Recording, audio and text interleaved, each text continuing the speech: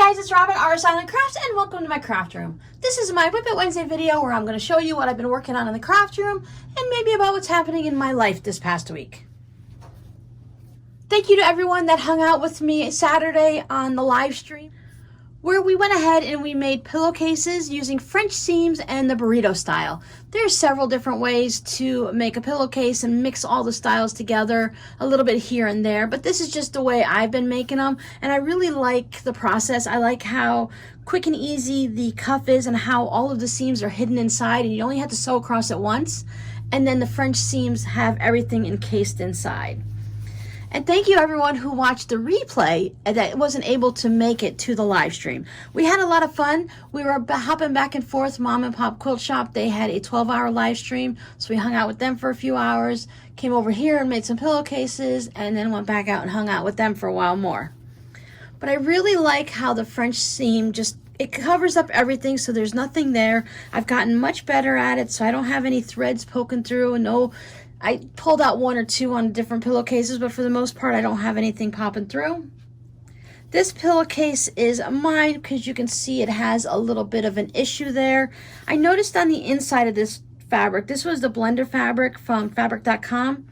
The inside looked just like this, but when I looked at the outside, it was perfectly fine. It was all orange and everything looked great. But then when I went through and I cut it and I pressed it and everything, this showed up. I'm not too worried about it. I can put an applique on it if things get a little crazy. I can do a little stitch all the way through to keep it from running like pantyhose or anything like that. But for the most part, that's not going to bother me. If it does, I'll put it on my bed like this so that it's face down and I'll never see it. I do love these giant circle polka dots on this fabric, so I'm really happy that this one turned out for me. And I even got it cut reasonably straight. It looks like it's pretty close to being even on both sides. This one might have a little extra black than that edge, but overall they're nice and straight, right? So things are pretty good. That doesn't always happen because sometimes I forget to pay attention to what I'm doing and I just get cutting really fast. And I just want to remind everyone that all these pillowcases are for sale in my shop. This one is mine, so it won't be in the shop yet. And I haven't put this one in yet because apparently I didn't take pictures of it when I was taking pictures of the rest of them. The link to my shop is down below in the description box. We have our transformers. That's always popular. This is really my favorite fabric. I wouldn't have hurt my feelings at all if this one happened to have had some type of an oops in it. I love the mottled color of the pinks and the purples and everything. And I love dragonfly, so that works out good for me. But I have more, so I can always make myself a pillowcase later.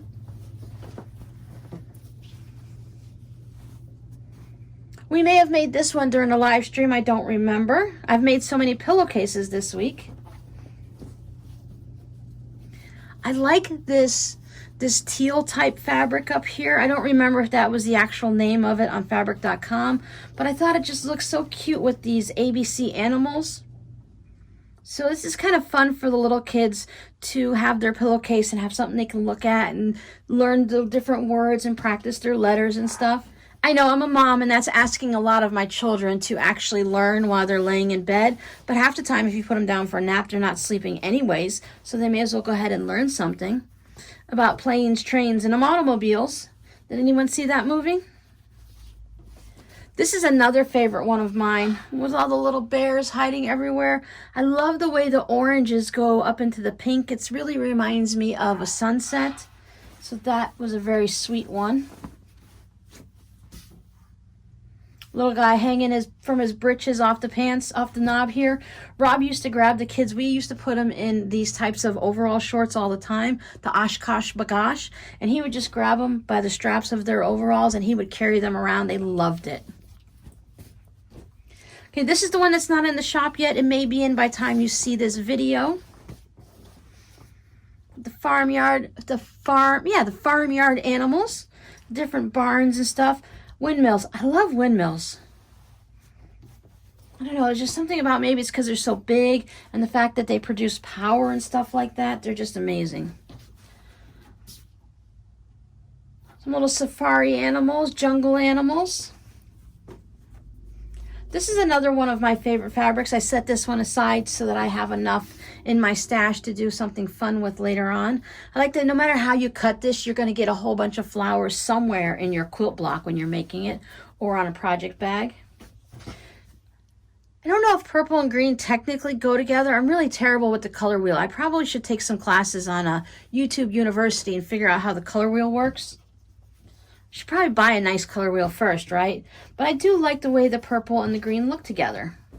I think if it looks pleasing to the eye, then it goes together. It doesn't matter what everyone says. I thought this one was very sweet. This would be nice in maybe a teenage girl's or an older girl's, or maybe something you want to make for your grandmother, or in this case, you'd purchase it for your grandmother, of course. And just some nice little flowery and light white picket fence house type of room. I thought this was another one that would be good for all ages. They have all the little birds on it. And it was really nice that the birds pretty come close to, this is a little bit darker on the cuff, but it comes close in color overall. That was really nice. It wasn't, like I didn't purchase the fabrics together or anything. This one was sent to me.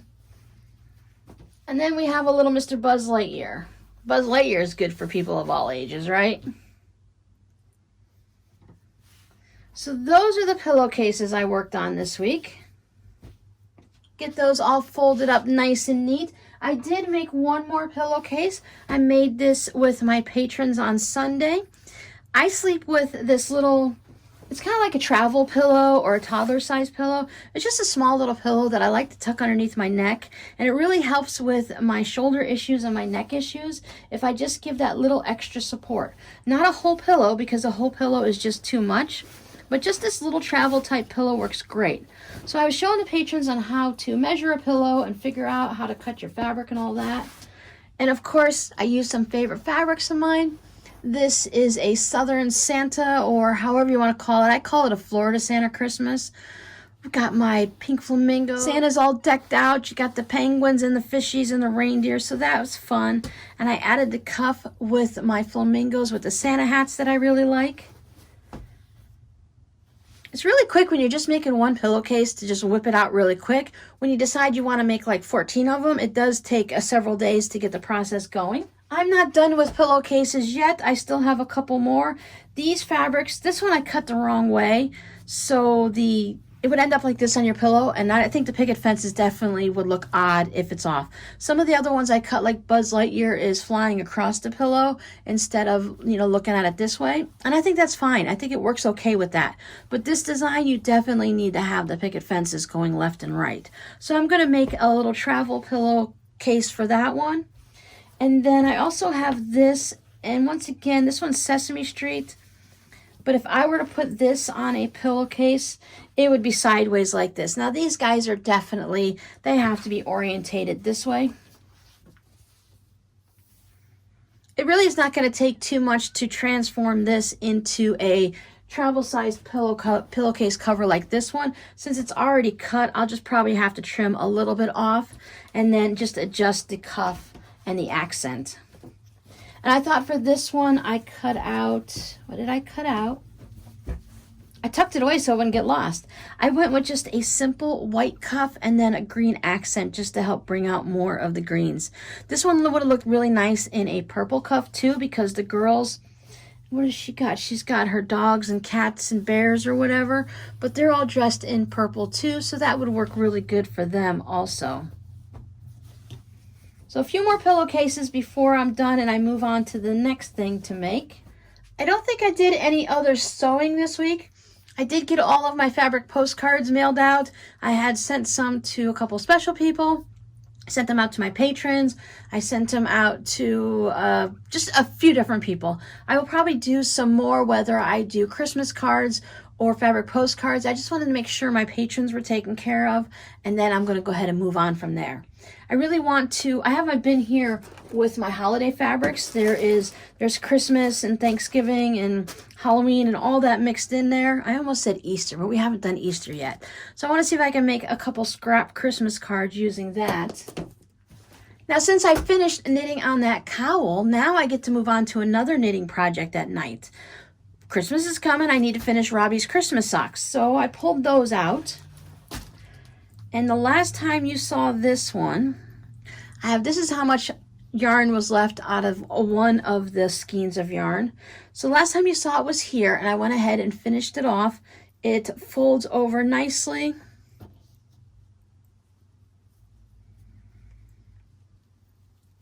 The cuff is just a little bit longer than the toe, and that's not that big of a deal. I mean, you could really probably fiddle it around a little bit. Just the way I look at it is when I pick it up, and it has this spot right here with the heel where it just kind of folds over nicely. I think that's about where the heel starts on this one. And then it just lays down, and that's how it goes. So this one's all set. It's got the fun sunset colors and this really nice blue that I like. It reminds me of like Jolly Rancher candy or something. It's just this, I think it's a blue that just doesn't exist in nature, right? It's not quite blueberry. Maybe some of the blueberries where they're a little blue and purple, or somewhere stage of when they're getting ripe or something, but that's really pretty there. It could be a flower or something. Anyway, this is the next one that I'm working on, so I've picked this one up. This one was way down here the last time you saw it, so I worked my way up. I think I have probably about 5 more rows or rounds before I hit the cuff. So that would put me right about somewhere in this area. So that shows you how much I have left to go. Basically 3/4 of a sock, or a little less. But it's going to go pretty quick. Once I get past the heel, then the rest is just going to go super fast. It's really easy. You don't have to count as much. I just fold it in half and see where I'm at. It's been pretty steady lately that I do 80 down here at the foot for him. And I think I'm doing about 55 to 60 rounds at the leg. At that point, it's really, the foot is the most important part. You know, the toes, the foot, and the heel. The leg is just keep knitting until you run out of yarn. And I don't want to make them too high, because then you start getting with the calf area. And then I don't want to listen to him where he says, you know, like the top of the sock was longer than the foot of the sock, and it'd drive him crazy. They just fold up neatly. I almost said that he could put them in his dresser drawer, but I'm pretty sure he doesn't put things in a dresser drawer. I don't think he has a dresser. He has like cubbies and stuff that he likes to just, you know, fold and put things in. So I'll have a little bit of yarn left to do into my miter square blanket. And then I'll have about the same amount off here. You would think it would be exactly the same, but maybe sometimes my stitches were looser when I'm going around, or tighter, so I used more or less yarn. And just because this says, what are these, 50 grams? Yeah, just because it says it's 50 grams, sometimes it's a little under and sometimes it's a little over. Some brands will cut it right there at 50 grams, right? And other ones, sometimes this one might be 54 and that one might be 52. But you can't complain when you're over 50, right? Pretty sure I have at least 1 skein of this, most likely 2, to make myself a pair of socks. I'll probably make shorty socks, so that if I only have 1 skein, it'll be shorty socks. If I have 2, then I'll be able to make them a little bit longer.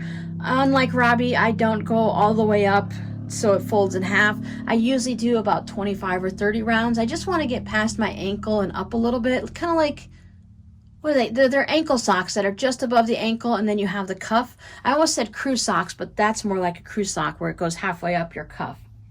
So I'm going to keep working on this at night. I'm really hoping, my goal is, it's not going to get finished by the end of November, but my goal is to finish it by the end of November, or I would wish to finish it by then. Because if it's finished, that means starting on December 1st, I can work on my miter square blanket and do a square every day. Now, depending on where I am with these socks, I will probably still do a square a day. Maybe I'll do my miter blanket in the morning, and I'll do his socks at night. And then I also want to start working on my sweater. So as soon as these are done, I can definitely start the sweater, and then just figure in the miter square blanket as I go. Because that project has been sitting for too long. I've only put, if I put 30 to 50 squares on a year, that would be a lot. I may, you know, some years a little more, other years a little less. So I'd really hope to get that finished soon. Like, not now soon, but soon. It would be really nice to have that one finished by the end of 2021. Let's give ourselves something a little pretty to look at while we chat here. If anyone's curious, I do use these little markers. They are light bulb markers.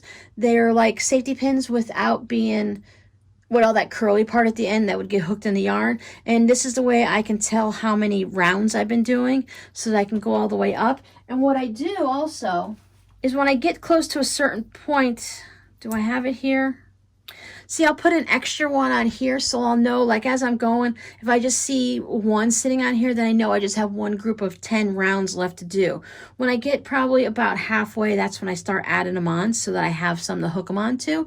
And I also don't have to go digging through the bag to find them. And because I have the colored ones and I have, you know, the fun colors and then the black ones. The black ones I just use for the heel so they don't stick out too much. And then I use these big old plastic ones to mark where it was the last time you saw it. Eventually, I will be making some progress markers and stuff like that and some stitch markers, but I have all the supplies in the house here somewhere. I just have to find them all. I've got, I think, 8 out of 10 items, you know, just to come up with a number, probably like 80% of everything. And then I just need to find a couple more things, and I just haven't had a chance to look for them or the time to actually work on making those. I just wanted to wish all of the people, all of my American friends, and anyone who else that might be celebrating Thanksgiving. If you're watching this on Wednesday, that'll be tomorrow on Thursday. And for all of my international peeps or anyone here who's not celebrating Thanksgiving for whatever reason, I just hope you have an amazing week and an enjoyable weekend. I hope there's a good food, and for what you can, I hope you have some good friends and family that you can talk to, whether it's in person, on Zoom, on the phone, however it works. I just hope you have some fun people to hang out with a little bit. I'm going to be going over to my kids' house. It's been kind of nice now. Ever since they've moved out, we go to their house, and now I go to their house. It kind of really, it's always been like at my house and I've done all the work, or when it was at my parents' house when Rob and I were first together, I'd have to go over there and I do like a lot of the prep work throughout the week, and I'd go over in there and help get things ready, help clear the table and do the dishes and put away food and all that. But now when I go to my kids' house, it's just the 4 of us. I had to count how many kids I had there for a second. It's just the 4 of us now, and we usually just have something nice and simple.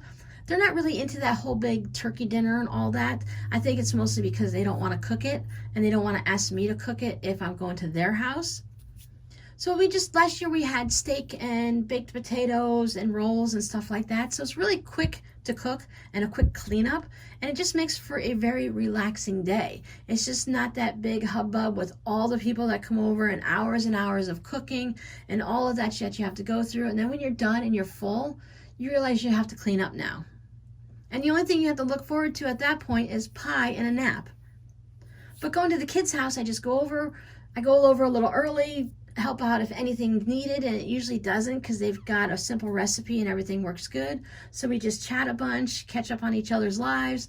I talk to them and see them regularly, but when you're face to face versus on the phone or text message, you just seem to tell more stories at that point. It's just easier to have story time. Maybe we'll play some cards. Last year we played some card games. I have a feeling this year we're just gonna all sit around and be bums and just chit chat. And then the best part, when I've had enough, I can just leave. I don't have to kick each and every one out, even though if the kids came over here, they'd all come together and they'd all leave together. But it's just nice to say, okay, I'm out of here. Have a great night. I'll see you guys later. Now, of course, I still want a big, huge Thanksgiving dinner. I picked up my turkey Sunday morning at Aldi's. I'm used to just kind of looking at a turkey and saying, oh, okay, that one looks pretty good. They had some really big ones and they had some really small ones, so I thought I'd just grab one in the middle. And then when I got it into the cart, I realized I bought a 20.5-pound turkey. Now, it sounds like a lot, but once you take off the dark meat and you take out all the bones and the carcass and stuff like that, and it cooks down and all, it'll be much more manageable. And that's going to allow me to eat turkey sandwiches, turkey soup, turkey pot pie, turkey sandwiches, you know, some hot meals along the way. So even though it's just me at the house before Thanksgiving and after, I'm still making a full-blown dinner, but I'm just making the things that I enjoy and nobody else's. Like, I can have mashed potatoes and peas and corn on any day, so on Thanksgiving I want to have something special. So I'm still going to go and do that, but I'll just slowly cook it throughout this week. It's Wednesday, so today if you were at my house, you'd be smelling that turkey cooking. I have to make some of that round rustic bread that you cook in the oven. You let it sit and rise and cook and anything, but it comes out in a nice round ball. And my kids love to cut it up and dip it into My stepmother used to make this dip, and it was a combination of mayonnaise and sour cream and Italian seasonings and garlic salt and onion salt and all that stuff, and they really enjoy that, so I'll make that dip for them. And then my other contribution to their house is my daughter loves turnips or rutabagas. We get rutabagas down here, so I'll be bringing some of that. And Robbie George, he loves cranberry apple chutney, so I will make an entire batch using one bag of the fresh cranberries for him. Now, I'll make some for myself also, but I like that canned cranberry on a sandwich. It just, because you can like almost spread it out and it just kind of goes everywhere. Where if I use the chutney on it, it literally goes everywhere. It comes out the bottom of the sandwich and everything like that. I like that better on a side dish. So that's what my plans are. If you want to go ahead and leave down below in the comments what your plans are for Thanksgiving. I hope whatever you're doing that you enjoy it, that you find it relaxing. Once you get past all that pie bacon and cookies and hams and turkeys, I think a lot of us, since we are scaling back this year and a lot of people aren't traveling anywhere, that, make it just kind of fun and relaxing. Only cook the things that are really important to you and your family and not worry about Great Aunt Edna's that she just had to have a specific dish. And if she's not coming over, then you don't have to make it this year, right? And for those of you that are traveling, please travel safely. You don't need to hear me telling you about being safe and taking all the precautions. You guys are all adults. You know what to do. I'm going to go to the kids, and I'm going to come home and hunker down and start working on, I know I said last week I want to do Christmas decorations. I haven't done them yet. So I'll probably do that at least over the weekend. I just got a little bit busy making pillowcases. All right, guys, you guys have a great week, and I'll catch you in the next video. I will be putting up a video on Friday. I haven't decided what it is. It might just be a chitter-chatter video. Everyone's going to be busy doing things and stuff like that, so I want to have a video for those of us that still want to watch things throughout the day, but I don't want to have it to be such a heavy, involved tutorial. So I don't know if it'll be fun, but it's going to be something different, so I'll see you guys on Friday. Bye.